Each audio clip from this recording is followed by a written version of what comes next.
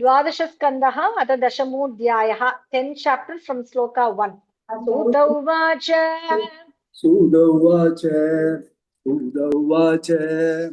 स एवमनुभूयेदं नारायण विनिर्मितम्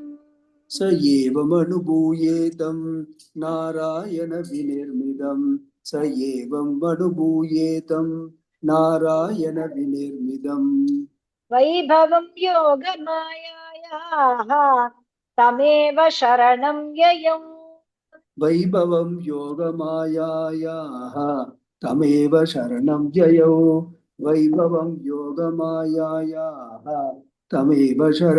ययौ सूत उवाच स एवमनुभूयेदं नारायण विनिर्मितं वैभवं योगमायाया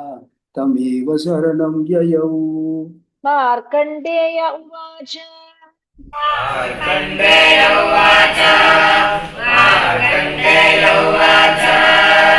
प्रपन्नोऽस्मि अङ्घ्रिमूलं ते प्रपन्नाभयदं हरे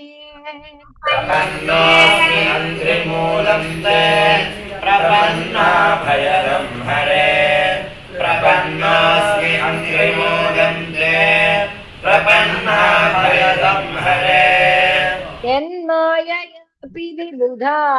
मुह्यन्ति ज्ञानकाशया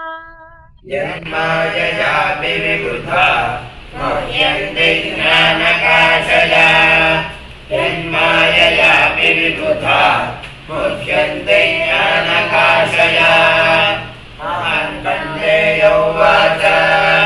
प्रपन्नोऽस्मि अङ्घ्रिमूलं ते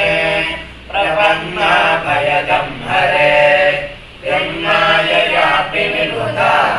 मुह्यन्ते ज्ञानकाशया सूत उवाच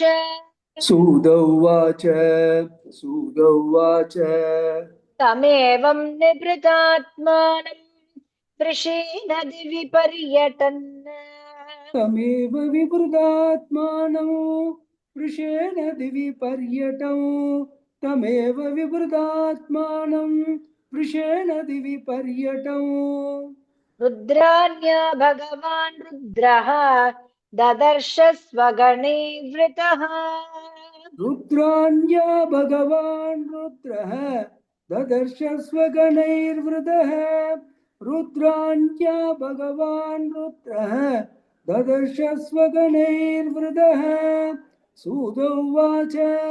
तमैवं विवृतात्मानौ वृषेण दिवि पर्यटौ रुद्रान्या भगवान् रुद्रः ददर्श स्वगणैर्वृतः अथो मातं ऋषिं वीक्ष्य गिरिशं समभाषत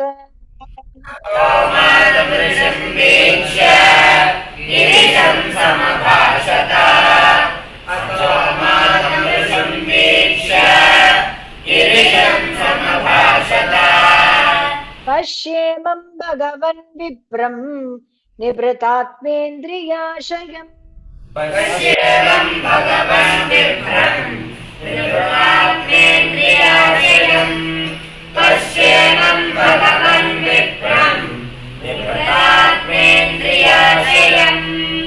अथो मातं ऋषिं वीक्ष्य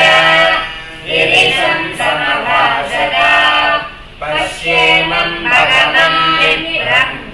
निभृतात्मेन्द्रियाशयम् निभृतो दजशव्रातं वातापाये यथार्णवम् विमृदोऽद्यशव्रातं निभृतो दजशव्रातं विमृदोऽद्यशव्रतां निभृतो दजशव्रातं दावादे द आमा निभृतो दशव्रातं विमृदोदजशव्रातं वातापाये यदार्णवं विमृदोदजशव्रातं वातापाये यथार्णवम् कुर्वस्य तपसः साक्षात् संसिद्धिं सिद्धिदो भव कुर्वस्य तपसः साक्षात् संसिद्धिं सिद्धिदो भवान् कुर्वस्य तपसः साक्षात् संसिद्धिं सिद्धिदो भवान् विमृशोदशव्रादं वादापाये यथार्णवं कुर्वस्य तमसः साक्षात् संसिद्धिं सिद्धिदो भवान् श्रीभगवानुवाच श्रीभगवानुवाच नैवेच्छत्यासि शक्वापि ब्रह्मर्षिर्मोक्षमप्युत नैवेच्छत्यासि शक्वापि ब्रह्मर्षिर्मोक्षमच्युत नैवेच्छत्यासि शक्वापि ब्रह्मर्षिर्मोक्षमप्युत भक्तिं परा भगवते लब्धवान् पुरुषे व्यये भक्तिं परां भगवति लब्धवान् पुरुषे व्यये भक्तिं परां भगवति लब्धवान् पुरुषे व्यये श्रीभगवानुवाच नैवेच्छत्यासि शक्वापि ब्रह्मर्षिर्मोक्षमप्युत भक्तिं परां भगवति लब्धवान् पुरुषे व्यये अथापि संवदिष्यामः भवान्येतेन साधुना अथापि संविदिष्यामः भवान्येतेन साधुना अथापि संवदिष्यामः भवान्येतेन साधुना अयं हि परमो लाभः नृणां साधु समागमः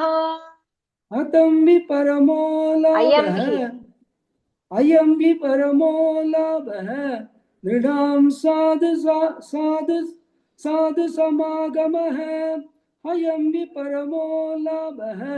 नृणां साधु समागमः अथापि संविदिष्यामः भवान्येतेन साधुना अयं हि परमो लाभः नृणां साधु समागमः सूत उवाच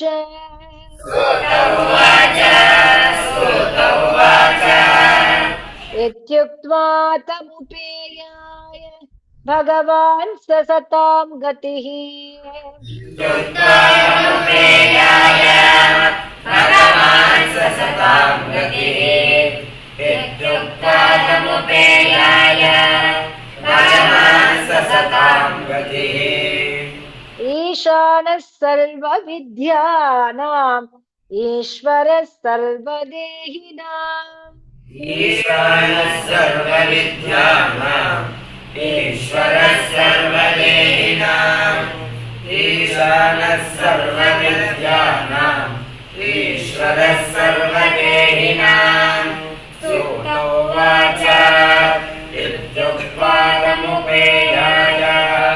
भगवान् ससतां गतिः ईशानः सर्वविद्यानाम् ईश्वरः सर्वदेहिनाम् तयोरागमनं साक्षात् ईशयोर्जगदात्मनोः तयोरागमनं साक्षात् ईशयोर्जगदात्मनोः तयोरागमनं साक्षात् ईशयोर्जगदात्मनोः न वेदरुद्धधीवृत्तिः आत्मानं विश्वमेव च न वेदरुद्धधीवृत्तिः आत्मानं विश्वमेव च न वेदरुद्धधीवृत्तिः आत्मानं विश्वमेव च तयोरागमनं साक्षात् ईशयोर्जगदात्मनोः न वेदरुद्धधीवृत्तिः आत्मानं विश्वमेव च भगवान् तदभिज्ञाय गिरीशो योगमायया भगवान् तदभिज्ञाय गिरीशो योगमायया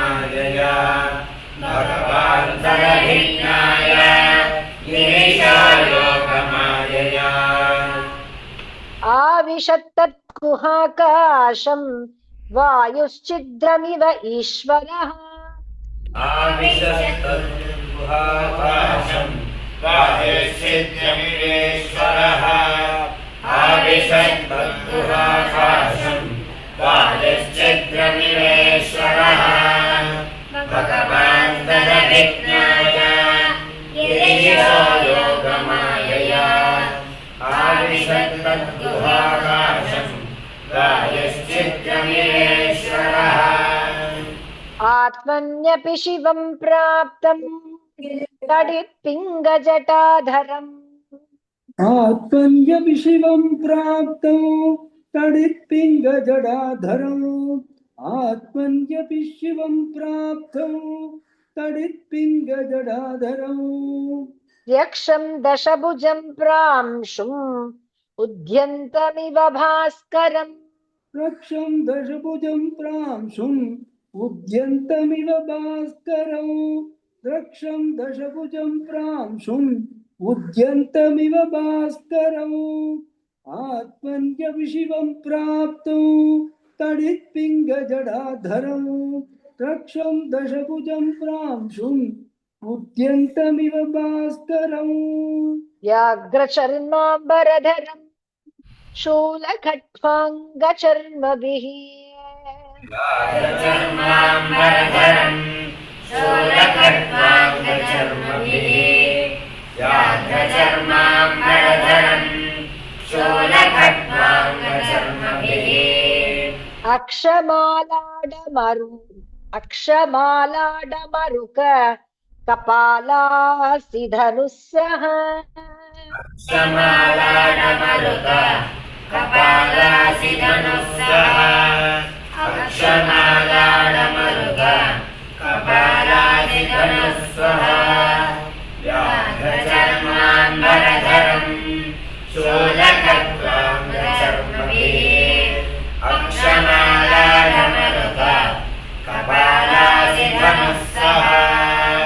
बिभ्राणं सहसा भातं विचक्ष्य हृदि विस्मितः बिभ्राणं सहसा भातौ विचक्ष्य हृदि विस्मितः बिभ्राणं सहसा भातौ विचक्ष्य हृदि विस्मितः इमिदं कुत एवेति समाधे विरतो मुनिः किमिदं कुतये वेदि समाधेर्विरतो मुनिः किमिदं कुतये वेदि समाधेर्विरतो मुनिः बिभ्राणं सहसा भातौ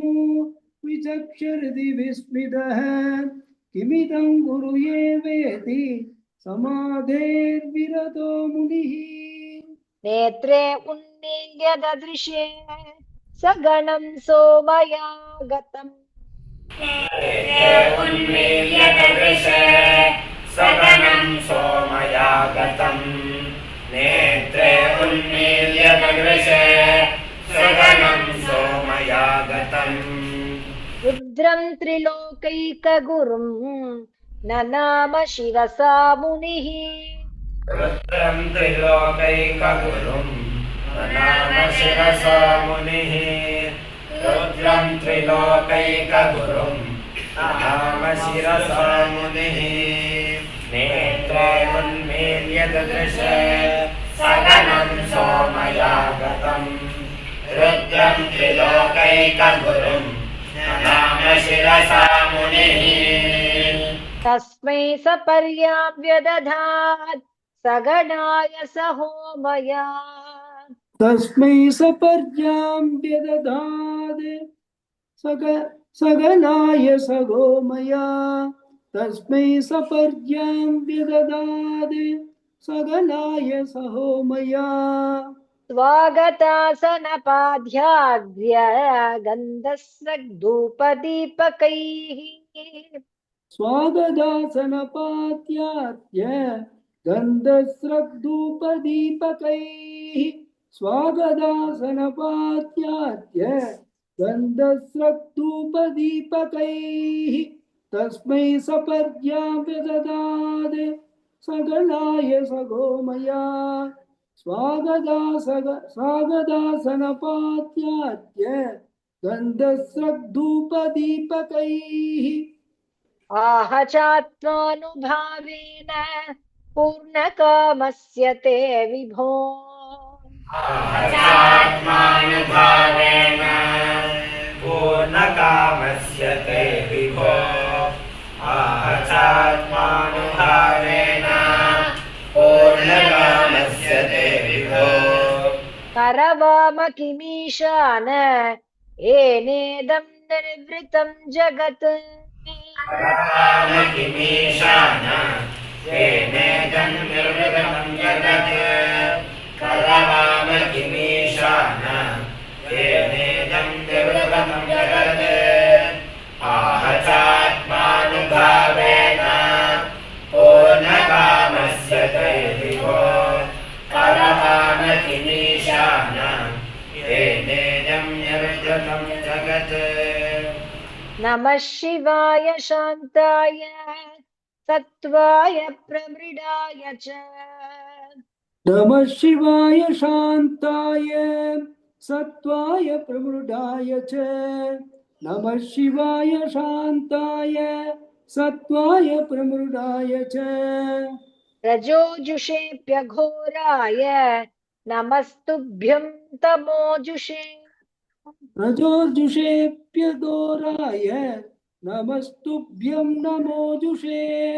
रजोजुषेऽप्यघोराय नमस्तुभ्यं नमोजुषे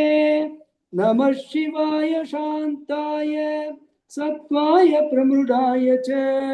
रजोजुषेऽप्यघोराय नमस्तुभ्यं नमोजुषे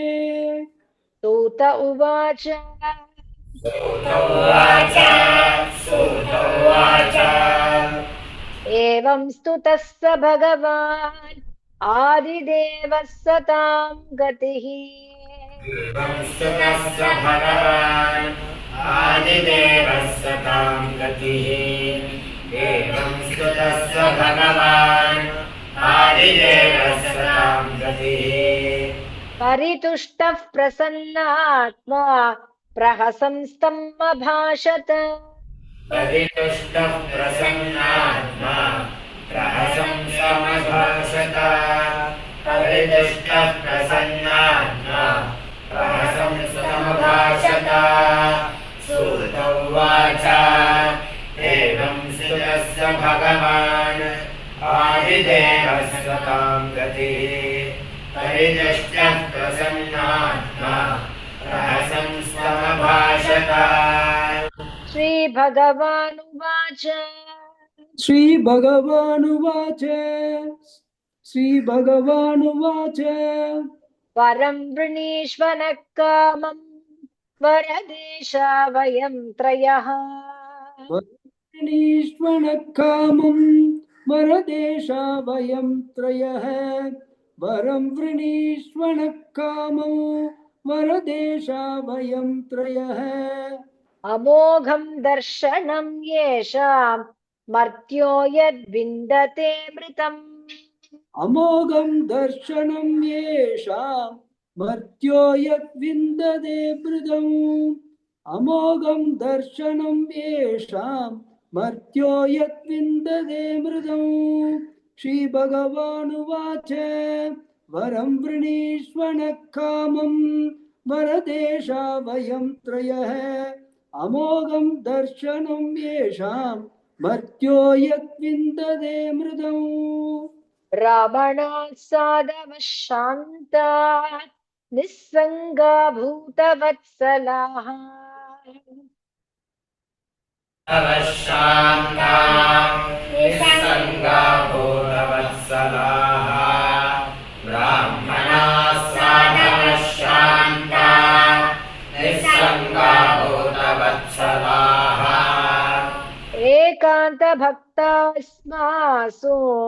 निर्वैराः समदर्शिनः एकान्तभक्ताः स्मासु निर्वैराः समदर्शिनः एकान्तभक्ताः स्मासु निर्वैराः समदर्शिनः ब्राह्मणाः साधवः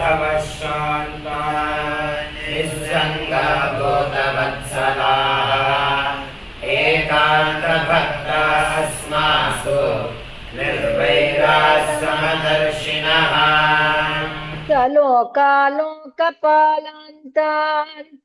वन्दन्त्यर्चन्त्युपासते सलोकालोकपालास्तान् वन्दन्त्यर्चन्त्युपासते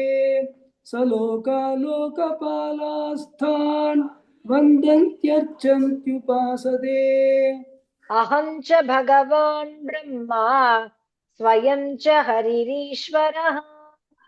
अहं च भगवान् ब्रह्मा स्वयं च हरिरीश्वरः अहं च भगवान् ब्रह्मा स्वयं च हरिरीश्वरः सलोकालोकपालास्तान् वन्दन्त्यर्चन्त्युपासते